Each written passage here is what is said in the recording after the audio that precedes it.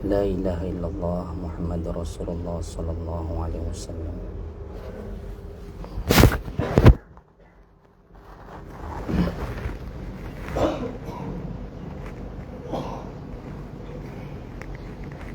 Innal hamdalillah wa nasta'inuhu wa nastaghfiruh wa na'udzu billahi min shururi anfusina wa min sayyiati a'malina. Man yahdillahu fala mudilla lahu wa man yudlilhu fala hadiyalah. Alhamdulillahi rabbil alamin alladzi khalaqal mauta wal hayata liyabluwakum ayyukum ahsanu amala wa huwal azizul ghafur. Ashhadu an la ilaha illallah wa ashhadu annaka Muhammadar Rasulullah. La ilaha illallah fi kulli lamhatin wa nafasin adada ma wasi'ahu ilmullah.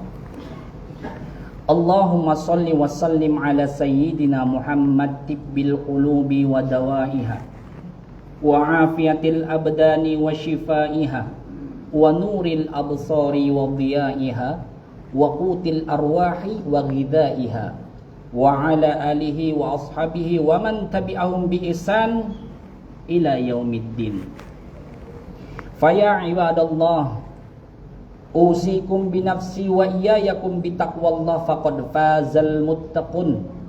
Ittaqullah wa qulu qawlan sadida yuslih lakum a'malakum wa yaghfir lakum dhunubakum wa may yuti'illaha wa rasulahu faqad faz fawzan 'azima. Faqala Allah Ta'ala fil kitabihil karim, bismillahirrahmanirrahim. Syahrul Ramadan alladzi unzila fihil Qur'an hudan linnasi wa bayyinatin minal huda wal furqan. Shadaqallahul azim. Qala Rasulullah sallallahu alaihi wasallam, man ahya sunnati faqad ahabbani wa man ahabbani faqad fil jannah ma'ani. Rasulullah pernah bersabda dari mulutnya yang mulia, kata Rasul, siapa yang cinta padaku, siapa yang telah mengamalkan sunnah, maka dia telah mencintaiku.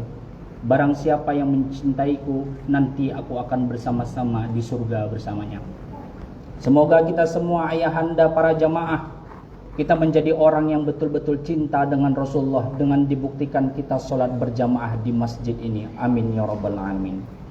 Ma'asyiral muslimin wa ya zumratal mu'minin rahimakumullah. Wajiblah kita bersyukur kepada Allah, mengingat menimbang begitu banyaknya nikmat yang telah Allah berikan kepada kita. Nikmat yang tidak pernah putus, mengalir terus, tak pernah habis. Pendeknya dari mulai kita bangun, membuka kelopak mata sampai menutup mata, nikmat Allah tidak pernah berhenti.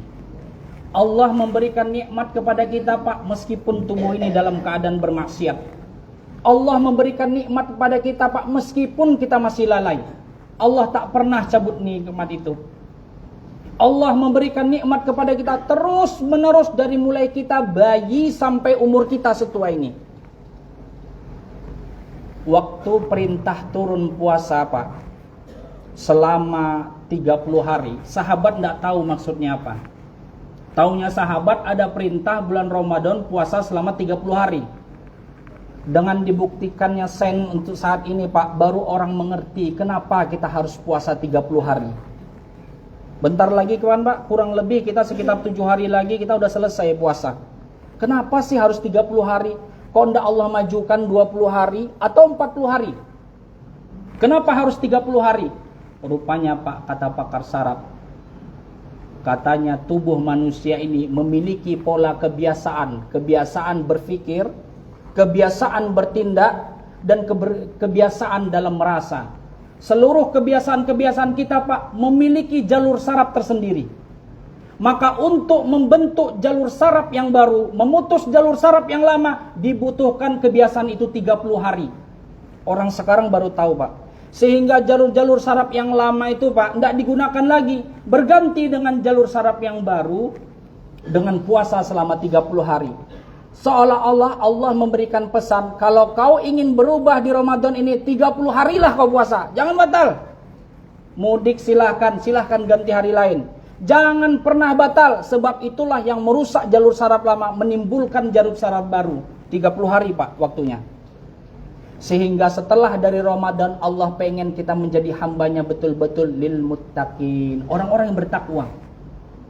Allah pengen kita menjadi orang yang bertakwa Pak selesai Ramadan ini. Andai selesai Ramadan, perangai kita, sikap kita, pikiran kita tidak berubah, harus ibadah seperti apa lagi Pak yang membuat kita berubah di hadapan Allah? Allah memberikan kita nikmat untuk berpuasa Pak, karena tidak semua orang mampu berpuasa. Ada orang yang kehalang faktor usia, udah tua renta. Ada orang yang kehalang faktor kerjaan, jauh dia Pak. Kalau enggak kerjanya berat kali Pak. Rasa tenggorokan tuh kayak bara api kalau enggak minum. Ada faktor karena memang malas. Hari ini saya yakin semua yang hadir pada saat ini puasa. Dan tidak semua orang bisa melakukan puasa itu Pak. Yakinlah, keyakinan itu akan setimpal ketika kita lihat nikmat surga di depan mata. Ma'asyiral muslimin wa ya zumratal mu'minin rahimakumullah. Wasiat takwa tak pernah bosan ataupun alpa. Khotib utarakan terutama untuk diri khotib pribadi terumum untuk kita semua. Marilah sama-sama kita tingkatkan iman dan takwa kita kepada Allah. Takwa yang dalam artian sebetulnya bukan takwa yang omon-omon Pak. Bukan takwa yang hanya pandai di bibir, enak di kuping. Itu anak SD, anak TK pun jago. Jul, apa itu Jul takwa? Oh, takwa itu meninggalkan seluruh perintah Allah, melakukan seluruh apa yang Allah perintahkan. Kalau anak SD paham Pak. Tapi apakah takwa hafalan itu yang bernilai di mata Allah? Saya rasa enggak Pak. Takwa yang betul-betul lahir dari dalam hati yang paling terdalam, yang hanya takut dan berharap kepada Allah. Takwa ini yang sangat bernilai di mata Allah. Bukan yang lain Pak. Perhatikan kata-kata Imam Syafi'i. Di dalam tubuh manusia, tubuh ini berguna Pak. Dan akan tetap berguna selama nyawa masih ada. Nyawa akan berguna selama nyawa itu masih ada ilmunya. Ilmu akan berguna selama ilmu itu ada amalnya. Amal akan berguna selama amal itu ada ikhlasnya. Salah satu manfaat sholawat Pak, itu menimbulkan keikhlasan kita dalam beramal. Mau sedekah, bacain sholawat dalam hati. Mau sholat, sholawat dalam hati. Mau zikir, sholawat dalam hati. Sholawat aja Pak. Dengan wasilah itu Pak, insya Allah amal kita menjadi ikhlas dengan beiringnya waktu. Ma'asyiral muslimin wa ya zumratal mu'minin rahimakumullah. Allah berfirman di dalam Al-Quran, di dalam surat Al-Baqarah ayat 185. Syahrul Ramadan alladhina unzila fihil Qur'an hudal linasi wa bayyinatin minal huda wal furqan. Bulan puasa itu Pak, Allah turunkan Al-Quran di dalamnya, yang mana petunjuk bagi manusia, yang bisa membedakan mana yang baik, mana yang benar, mana yang hitam, mana yang putih, mana yang boleh, mana yang tidak. Itulah fungsi Al-Quran Pak. Di Masjid Akrumunas kemarin, saya menerangkan bagaimana mukjizat Al-Quran tahap pertama, yaitu bagaimana saintifik ilmu pengetahuan membuktikan belakangan sementara teori sudah ada di dalam Al-Quran. 1400 tahun yang lewat Pak. Ini poin yang kedua, apa dia mukjizat Al-Quran? Mukjizat Al-Quran adalah sumber hidayah bagi manusia. Sumber ini Pak akan membuat kita yakin bagi yang tidak beriman, yang beriman akan semakin yakin. Ini dia Pak sumbernya. Di mana sumber itu? Di dalam Al-Quran. Kisah yang paling masyhur Pak, yang ketika membaca Al-Quran langsung mendapatkan hidayah, kisahnya Umar bin Khattab. Siapa di sini yang tidak kenal dengan khalifah yang kedua, Umar bin Khattab? Umar bin Khattab itu Pak, saya kasih clue, itu hobinya Pak berburu. Berburunya bukan kayak kita Bang, berburu ruak-ruak enggak, berburu ayam hutan enggak, apalagi berburu lele di tengah sawah, enggak. Berburu dia singa padang pasir. Singa aja enggak takut Pak, apalagi manusia. Itulah Umar bin Khattab. Hobi Umar yang kedua gulat.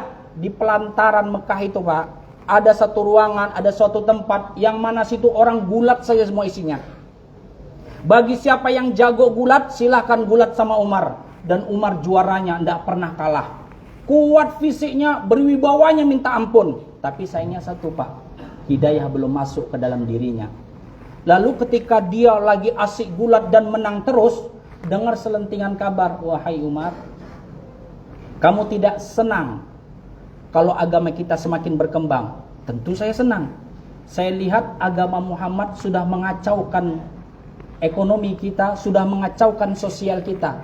Bagaimana tindakanmu sebagai jawara kampung sini? Banyak istri-istri yang tidak taat lagi sama suami. Banyak budak-budak yang diam-diam memeluk agama lain, bukan agama kita, agama Islam yang dibawa Muhammad. Pendeknya struktur sosial jadi rusak dengan kehadiran Muhammad. Jadi bagaimana menurutmu Umar? Maka diambillah kesimpulan, saat ini Muhammad harus mati, kata Umar. Datang dia Pak membawa golok alias parang, langsung mencari di mana tempat Muhammad bersembunyi, menyebarkan Islam secara sembunyi-sembunyi. Terdeteksi di Darul Arqam, di dekat Bukit Syafa. Disitulah para sahabat berkumpul, menyatakan keislamannya, mengaji tentang Islam. Datang Umar ke sana Pak, gagah berani, lewatin pasar. Siap itu ketemu sama orang, dibilang, oi Mar, mau kemana kau Umar? Aku mau membunuh Muhammad. Lewat lagi Pak, ketemu lagi semua orang. Oh Umar, mau kemana Mar? Mau membunuh Muhammad. Kata orang, oi Umar, kenapa kau bunuh Muhammad? Kau membunuh karena keyakinannya. Aku dengar adikmu aja masuk Islam. Ngapain kau urus Muhammad? Adikmu sendiri urus. Gajah di pelupuk mata tidak nampak, semut di seberang kok nampak. Adikmu dulu urus, baru Muhammad. Betul informasi ini yang ku dapat? Betul Umar, kau ceklah sendiri adikmu. Begitu dicek Pak, langsung Umar datang ke rumah adiknya, tidak pakai ketuk, langsung didobraknya pakai kaki. Begitu didobraknya pakai kaki, langsung adiknya lagi membaca mushaf Al-Quran, disumputkan karena takut direbut sama abangnya. Kata Umar, aku dengar adikku kau mau masuk Islam. Iya bang, aku masuk Islam. Kenapa kau mau masuk Islam, meninggalkan agama kita? Karena bagiku agama Islam adalah agama yang benar. Kau nggak takut sama aku? Aku lebih takut sama Allah bang daripada sama abang. Oh ma, Umar selama ini tidak pernah ditentang, adiknya selama ini nurut, naik pitam Pak.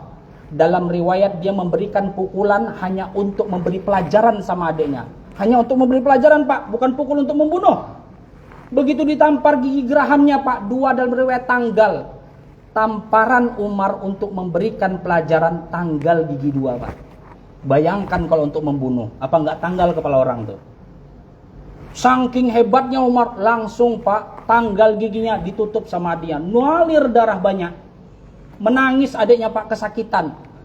Kata adiknya, wahai abangku, kau mungkin bisa menyakiti hatiku, kau mungkin bisa menyakiti ragaku, tapi kau tidak bisa menyakiti imanku. Silahkan abang buat apa saja yang abang suka. Silahkan, mau mati pun aku rela bang, asal aku mati dalam keadaan Islam.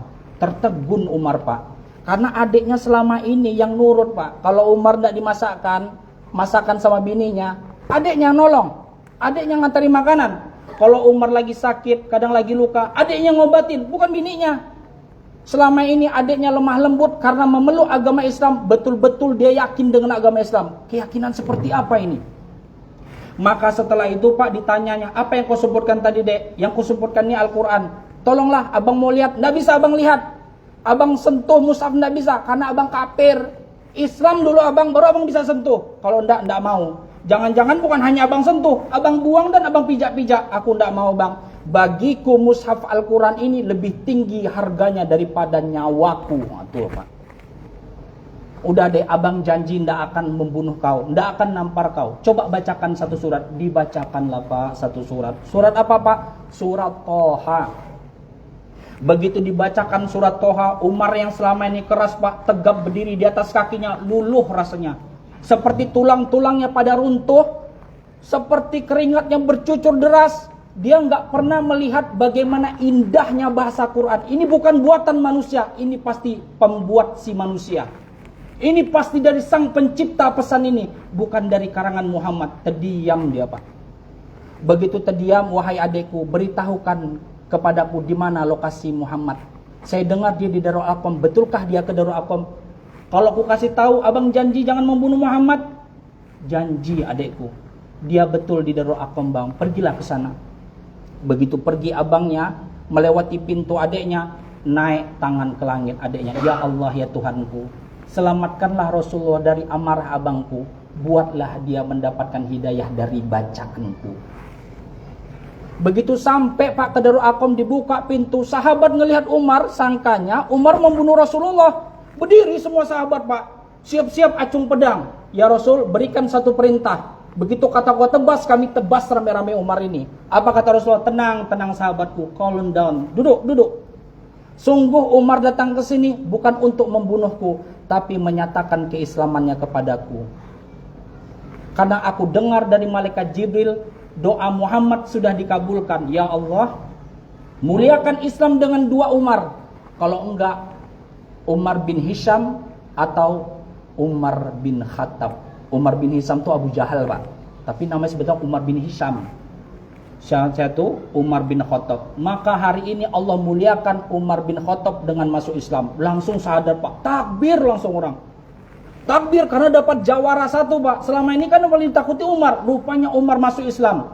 Baru kata Umar, wahai Rasulullah, agama kita ini benar? Benar. Kalau memang agama kita benar, ngapain sembunyi-sembunyi? Langsung terang-terangan. Kita sholat di pelataran Mekah. Langsung Umar, langsung. Maka langsung, Pak, dipimpin dua barisan. Yang pertama dipimpin oleh Hamzah bin Abdul Muthalib, paman Nabi. Barisan kedua dipimpin oleh Umar bin Khattab. Masuk ke pelataran Ka'bah, sholat, Pak, rame-rame. Udah sholat rame-rame, naik Umar ke atas batu. Wahai penduduk Mekah yang mendengar ini, saksikanlah kalau hari ini Umar bin Khattab telah masuk Islam. Barang siapa yang tidak senang, silahkan maju ke depan. Kalau tidak ingin istrinya jadi janda, anaknya jadi yatim, silahkan maju ke depan. Saya tidak takut. Umar bin Khattab yang keras gitu, Pak, mendapat hidayah karena dia mendengar bacaan Al-Quran. Kita hari ini, Pak, berapa banyak Al-Quran yang kita baca? Ada nggak kita berubah, Pak? Semoga Allah selalu melindungi kita dari bacaan kita yang membuat kita makin jauh dari Allah, tapi harus makin dekat dengan Allah. Fa'tabiru ya ulil absar la'allakum tuflihun.